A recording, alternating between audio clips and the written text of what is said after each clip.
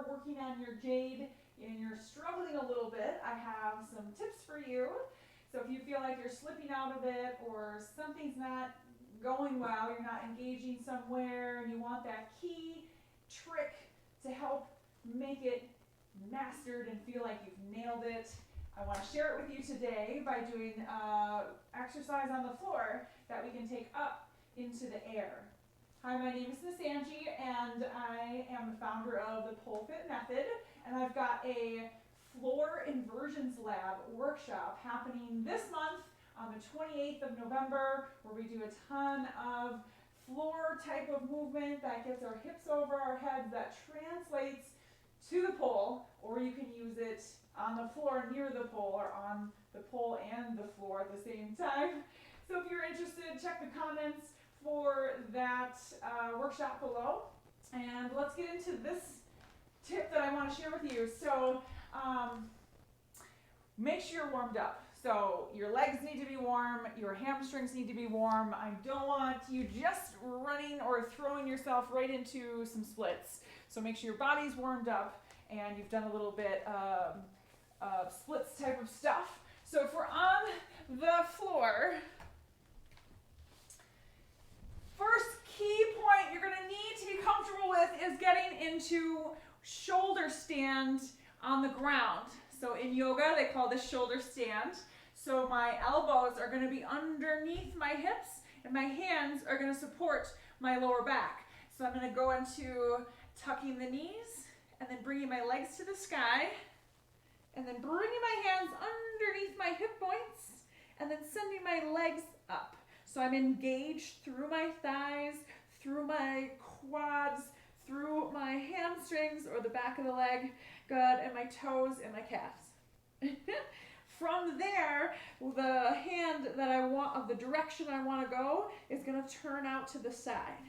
So if I can let go a little bit and then make a little platter, then I can put my hips. So I'm going to put the small of my back or the top of my hip bone right into my hand like it's a platter, and then I can sort of squeeze the back glute to look really flat. But I want to share a secret. I'm not actually flat. My legs kind of look like this. If you can see it, it's not an actual split. But in the air, it looks like it. So I'm taking my hips from in front of me and above my head, and then I'm turning them to the side and allowing my legs to do this little splay split. Oops, a little splay split. And it will look and appear like a real super solid split. So again, up to the sky. Make sure you're supported. Your neck is feeling loose and like there's a lot of space. Then I bring this hand to the small of the back, and then I kind of turn my hips to the side, and then squeeze through my legs. Yeah, so here's my floor jade. Breathe, bring it back, roll down nice slow. So here's how we transition that to a jade, an aerial jade up on the pole. The difference is going to be where my hand goes. So if we think about how did I get my legs to appear to be flat, how can I translate that to the pole? I took the hips from this position and I turned them to this position and I splayed the legs, yes? So I need to be able to do that on the pole, but in order to do that on the pole, I have to support my waist. So on the floor, I have to support my hips. So I put my hand on the small of my back, but when I'm up on the pole, I put my hand in the waist. So in the little squishy spot right underneath the rib cage and above the hip bone. And I like to put it in the space between the thumb and the finger. So that's going to be the difference when you take it up to the pole. That allows my hips to move when I'm on the pole. So then you can take your hips, if you're inverted, from this position here, and you've got your arm, and you wrap it onto your waist, then your hips can move to the side.